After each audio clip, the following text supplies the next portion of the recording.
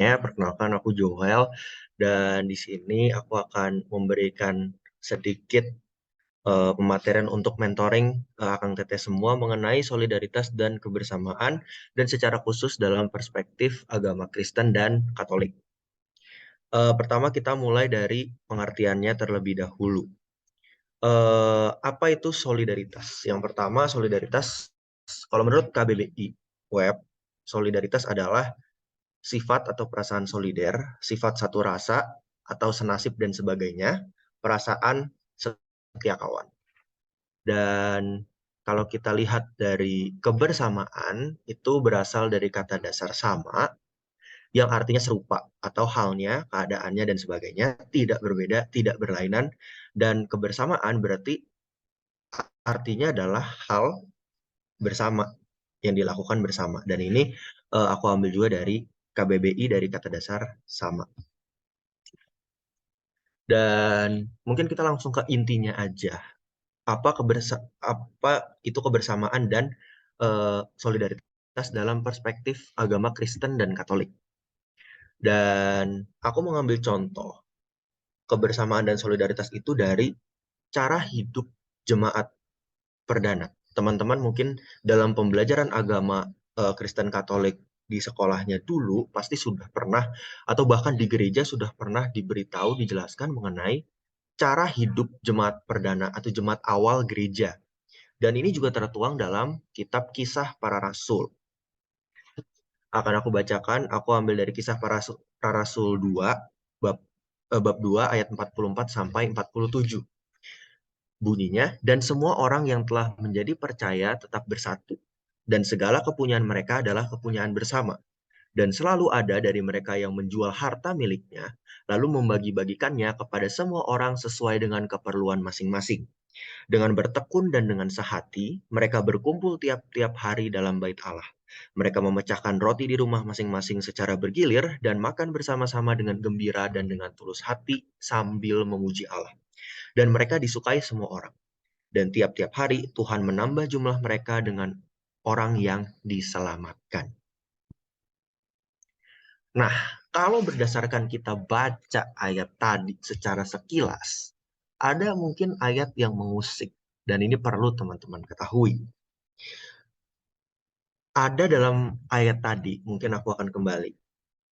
Dan bisa dibaca di awal, segala kepunyaan mereka adalah kepunyaan bersama. Ini yang mungkin menjadi concern kita dengan lalu apa bedanya mereka dengan komunisme? Karena tadi jika kita baca ayat tersebut, sepenggal ayat itu sangat bersinggungan dengan komunisme. Apakah benar demikian? Walaupun komunisme mungkin ditemukan jauh setelah itu, tapi apakah benar gereja awal, jemaat perdana, itu mempraktikkan atau bersinggungan dengan komunisme? Nah, mungkin teman-teman di komunitas gereja, di komunitas kitab suci, oleh pendeta, oleh romo, oleh pastor, pasti selalu diingatkan, jangan membaca Alkitab itu setengah-setengah, dipenggal-penggal. Jadi akhirnya Alkitab itu digunakan untuk menjustifikasi keinginan-keinginan kita sendiri, atau bahkan dikaitkan dengan teori-teori konspirasi dan lain sebagainya. Tapi apakah salah jika teman-teman bertanya hal itu? Ya tentu enggak, karena teman-teman ada niat untuk memahami, ada niat untuk meluruskan, jangan sampai terjadi kesalahpahaman. Jadi sekilas ayat tersebut mengindikasikan bahwa cara hidup awal jemaat perdana mempraktikkan ideologi komunisme. Tapi apakah benar? Sebenarnya itu enggak seperti itu. Jemaat perdana saling memberi karena memang mereka merasa saling memiliki. Dan yang terpenting tidak ada unsur pemaksaan. Jadi bisa teman-teman bedakan antara memberi yang ikhlas sama memberi yang dipaksa. Kalau teman-teman ketahui, mungkin ini di pelajaran sosial ya dulu ya, ya atau bisa teman-teman cari sendiri. Komunisme itu bersifatnya memaksa. Jadi solidaritas dan kebersamaan itu merupakan sebuah paksaan yang wajib dilakukan oleh yang dalam hal ini sebuah negara ya yang menganut komunisme, yang masyarakatnya suka tidak suka, mau tidak mau harus memberi. Tapi kalau tadi kita baca dari ayat ini. Dan selalu ada dari mereka yang menjual harta miliknya lalu membagi-bagikannya kepada semua orang. Dan selalu ada dari mereka. Jadi ini bukan sebuah kewajiban sebenarnya. Bukan sebuah hal yang mutlak kayak kamu sebagai jemaat, kamu ikut agama Kristen Katolik, kamu harus memberi yang kamu punya. Enggak seperti itu. Jadi itu kita dalam agama kita juga diberikan namanya kehendak bebas kan. Kamu bebas mau memberi atau tidak. Sementara untuk komunisme itu tidak seperti itu. Jadi inilah dasar yang membedakan antara cara hidup awal jemaat perdana yang solider dan maksudnya saling membersamai, kebersamaan, hidup komunal dengan komunisme.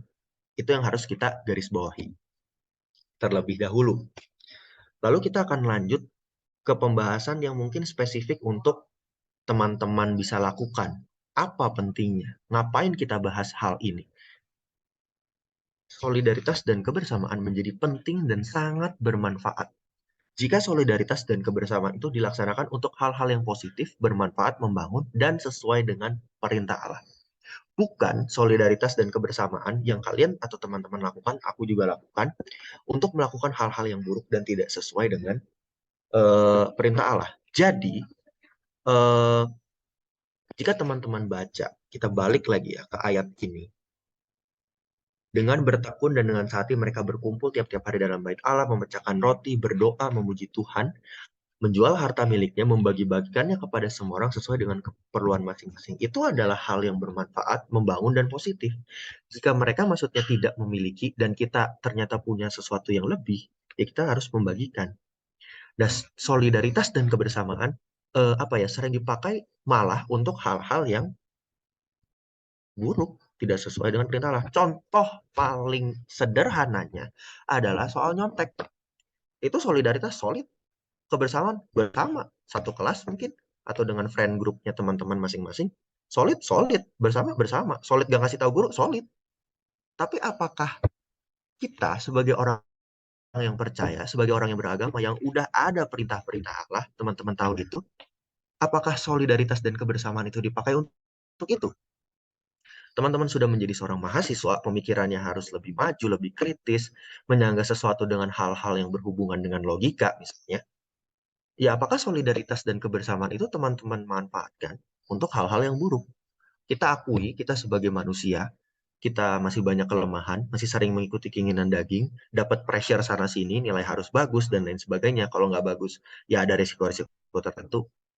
Tapi apakah itu menjustifikasi alasan kita untuk solid dan dalam tanda kutip bersama untuk melakukan hal-hal yang tidak terpuji, tidak semestinya?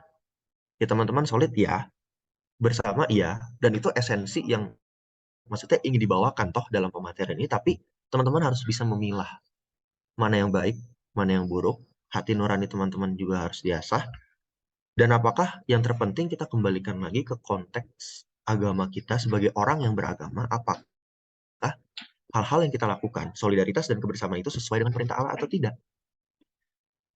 Solid dan kebersamaan itu akan menjadi baik apabila teman-teman lakukan untuk hal-hal ya yang membangun, bermanfaat, mungkin gak jauh-jauh.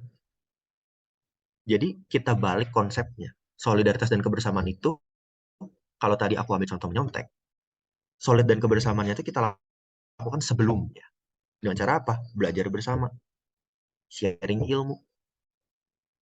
Itu menunjukkan juga teman-teman solid dan mau menunjukkan kebersamaan. Karena apa? Tidak mau teman-teman yang lain itu tertinggal. Ya kan? Maksudnya, eh, jangan sampai aku doang yang berhasil, mereka semua gagal. Kalau kalian mau seperti itu, teman-teman mau seperti itu, yaitu teman-teman sangat-sangat egois. Teman-teman tidak solid dan tidak menerapkan rasa kebersamaan. Seperti itu. Jadi teman-teman benar-benar harus menyadari kapan kita harus solid, kapan kita harus menerapkan nilai kebersamaan. Jangan sampai malah teman-teman pelintir atas dasar solidaritas dan kebersamaan, malah menutup-nutupi kesalahan dan lain sebagainya. Itu sulit, memang pasti sulit. Tapi kita kembali bahwa selama yang kita lakukan itu adalah benar dan sesuai dengan perintah Allah, ini harus banyak discernment, harus banyak permenungan. ya itu tuh harus teman-teman lakukan. Bukan demi kebaikan kita sendiri, tapi demi kebaikan juga untuk mereka, untuk orang lain. Jangan sampai kita keluar-keluar soal masalah di luar sana, tapi kita malah melakukannya sendiri. Dan manfaat lain selain itu, pertama ya, poin pertama adalah kita harus membedakan mana yang baik dan mana yang buruk. Apa yang benefit untuk kita? Kita dapat membangun relasi yang baik, relasi yang kuat, dapat memupuk rasa saling memiliki. Tapi perlu dicatat, bukan ketergantungan terhadap sesama kita. Mengasah pula suara hati yang sudah aku mention di awal, yang membuat kita berani melakukan aksi terhadap mereka yang menderita dan tertindas. Gini, rasa saling memiliki itu perlu, apalagi teman-teman sebagai yang baru masuk sebagai satu angkatan, ya pasti harus memiliki rasa saling memiliki. Tapi jangan sampai rasa saling memiliki itu jadi teman-teman sangat-sangat bergantung pada orang lain. Ini ikut apa, aku ikut ngekor. Ini kerjaan, maksudnya eh, ya kita sebagai, aku juga sebagai orang dari saintek ya, ya mungkin rasa saling memiliki perlu ya, apalagi soal laporan praktikum misalnya. Tapi jangan sampai ya tergantung misalnya orang itu belum mengerjakan, ya udah kita juga nggak akan mengerjakan laporan praktikum itu.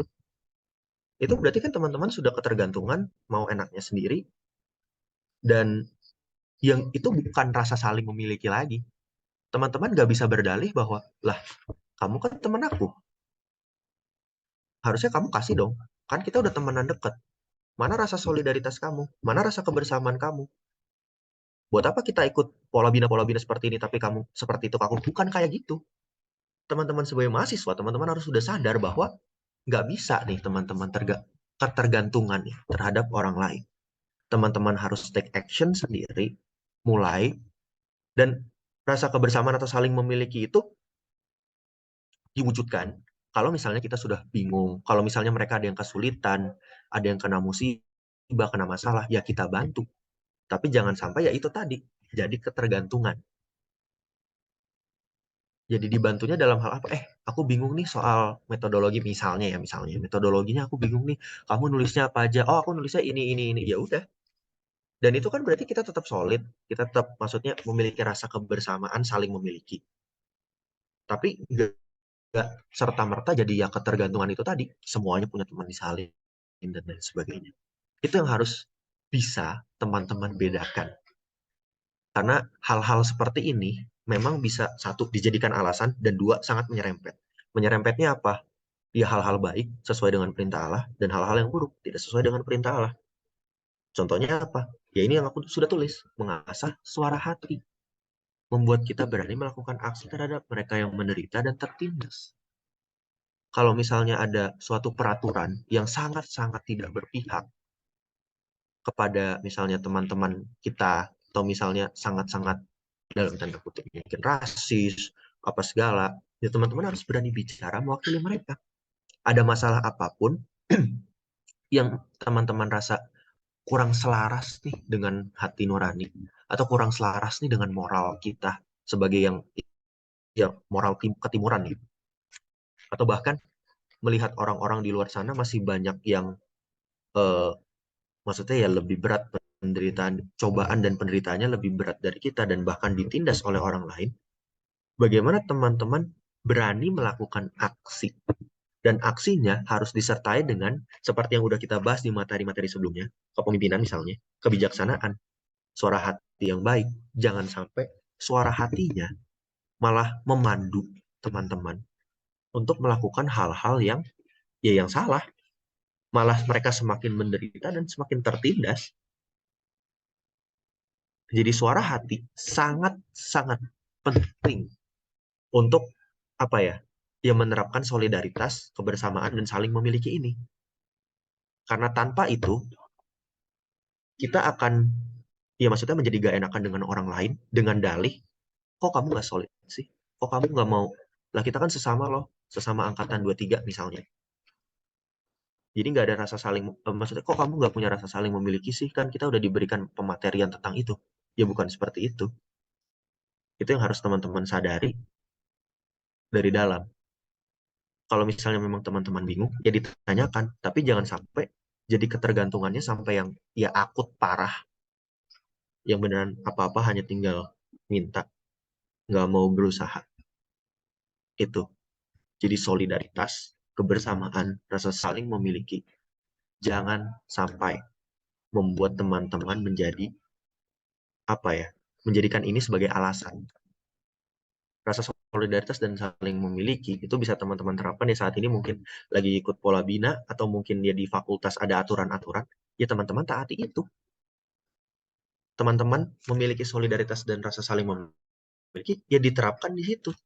Aku jangan sampai melanggar aturan karena aku tahu misalnya akan ada konsekuensinya.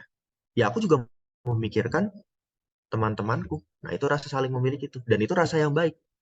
Jadi teman-teman menaati aturan bukan karena untuk benefit teman-teman sendiri, tapi juga karena memikirkan orang lain. Memang itu maksudnya kalau dari segi aturan ya itu baik ya. Karena pasti akan dapat konsekuensi jika tidak ditaati. Tapi eh, memikirkan, maksudnya sangat memikirkan orang lain juga sesuatu yang berlebihan itu tidak baik. Dan terlalu memikirkan orang lain juga nggak baik. Jadi harus sadar porsinya di sini. Seperti itu. Jadi jangan sampai aku sangat mengingatkan kepada teman-teman semua. Jangan sampai solidaritas, kebersamaan, dan rasa saling memiliki ini malah teman-teman jadikan alasan.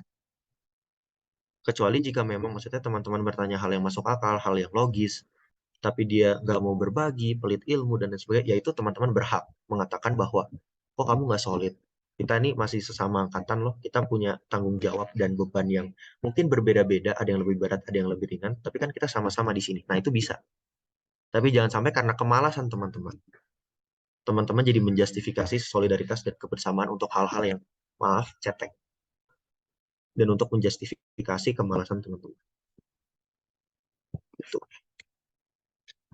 Dan ini beberapa sumber yang udah, apa ya, eh, untuk aku menyusun materi ini, aku melihat berbagai sumber-sumber yang aku taruh di sini. Mungkin teman-teman juga bisa baca kalau misalnya teman-teman mau.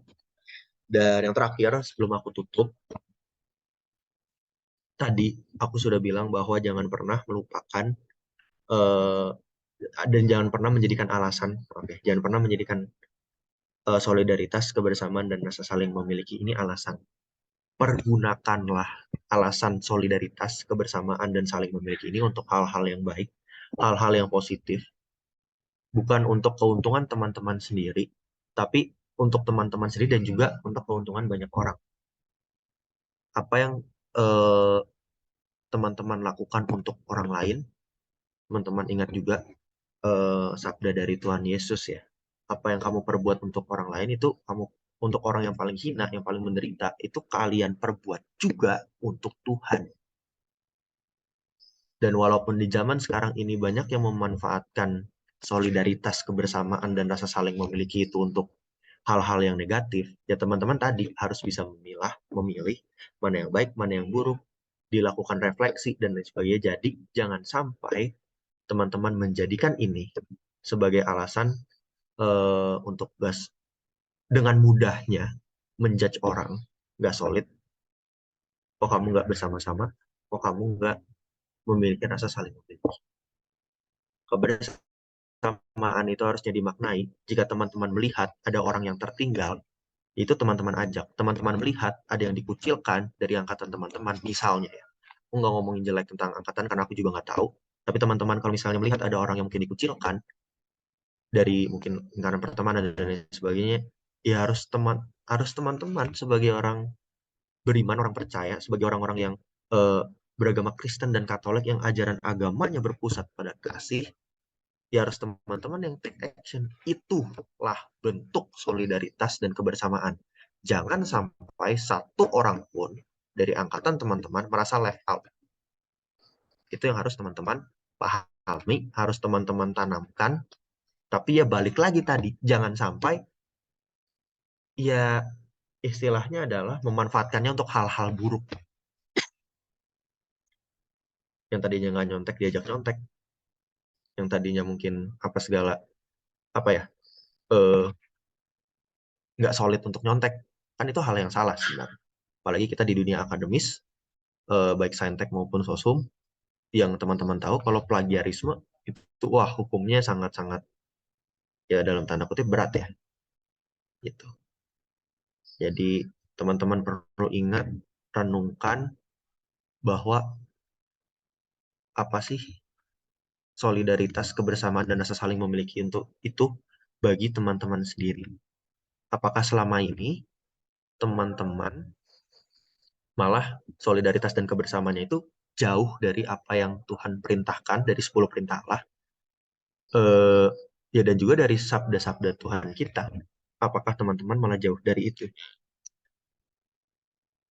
Jadi jangan sampai teman-teman malah suara hatinya tidak terasa dan terjerumus ke dalam memaknai solidaritas, kebersamaan, dan rasa saling memiliki ini sebagai ke dalam apa ya, pengertian yang salah. Dan semoga bisa apa ya, dari teman-teman, kalau ada yang dibingungkan dari teman-teman bisa langsung ditanyakan kepada orang yang mungkin kalian teman-teman anggap lebih paham gitu. Jangan sampai ya kalian menjadi tersesat sendiri dalam memaknai solidaritas, kebersamaan, dan rasa saling memiliki ini. Seperti itu. Terima kasih teman-teman sudah menyimak.